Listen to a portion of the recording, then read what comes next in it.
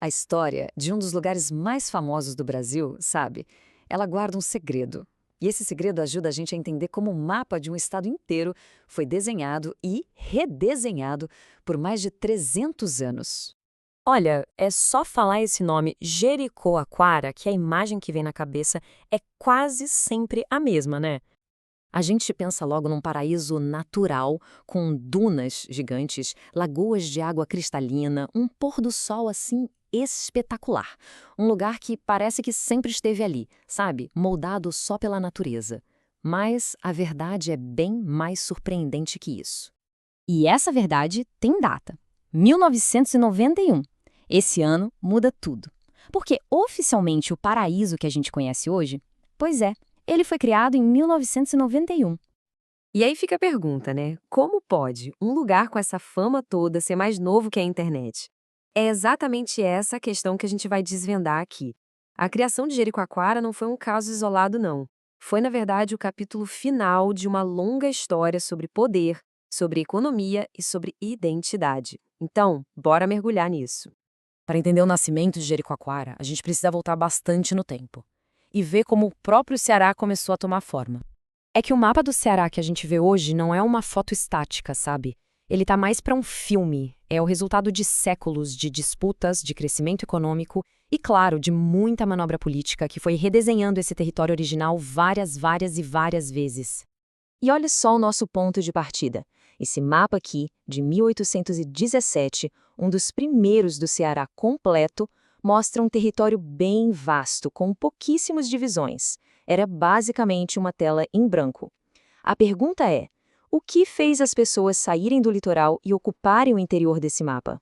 A resposta está no gado. Enquanto o litoral nordestino estava focado na cana-de-açúcar para exportação, o sertão cearense se tornou a grande fazenda do Brasil. Fornecia carne, couro, animais de tração, e a coroa portuguesa tinha uma ferramenta bem específica para incentivar essa ocupação. Essa ferramenta eram as sesmarias. Pensa nelas como doações gigantescas de terra, mas com uma missão bem clara: criar gado e ocupar o sertão.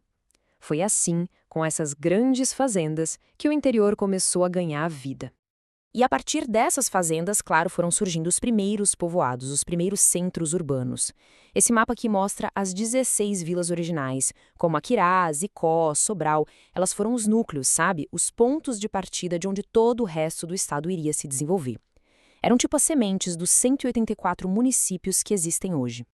Bom, com as bases estabelecidas, o processo de divisão do território começou a acelerar. Novas forças, tanto econômicas quanto políticas, entraram em jogo. E essa ocupação não aconteceu de qualquer jeito, não. Ela seguiu duas grandes rotas de migração. Uma veio de Pernambuco, pelo leste, e formou vilas como Aracati e Icó. A outra subiu da Bahia, pelo sul, e fundou o Crato. Esses caminhos do gado se tornaram as verdadeiras artérias da economia cearense da época. A pecuária deu o pontapé inicial, mas foi o algodão que, digamos, acelerou tudo. Com a Revolução Industrial lá na Europa, a demanda por algodão explodiu. O Ceará virou um grande produtor e, com o dinheiro do chamado Ouro Branco, novas vilas e povoados foram sendo criados, o que, claro, exigia mais e mais divisões no mapa. E o ritmo dessa divisão só foi aumentando. Dá uma olhada. O que levou mais de um século para acontecer no período colonial, de repente explodiu no Império e continuou forte na República. O mapa estava se partindo cada vez mais rápido. Mas isso não era só por causa do crescimento da população, não. Tinha outro jogo acontecendo nos bastidores. E aqui, o historiador Raimundo Girão dá a dica para a gente entender o que realmente estava rolando. A criação de municípios, muitas vezes, não seguiu uma lógica de vamos administrar melhor ou pensar no bem-estar da população. E aqui está o ponto-chave. Para uma elite local, criar um novo município era a jogada de mestre.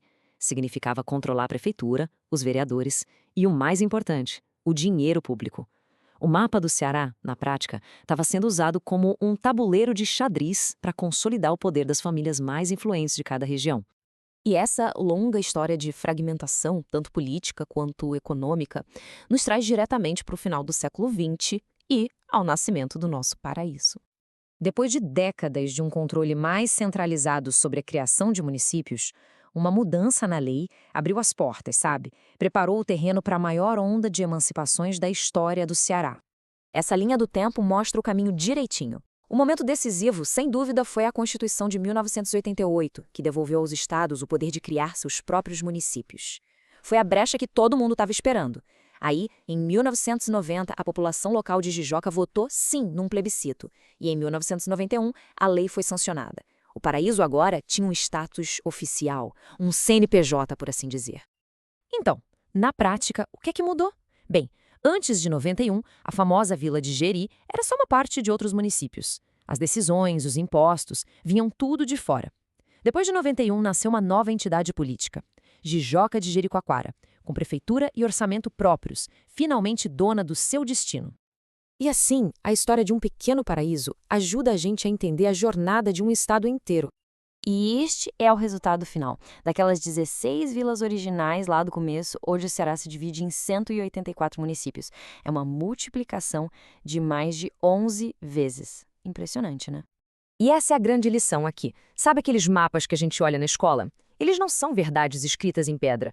São, na verdade, fotografias de um momento.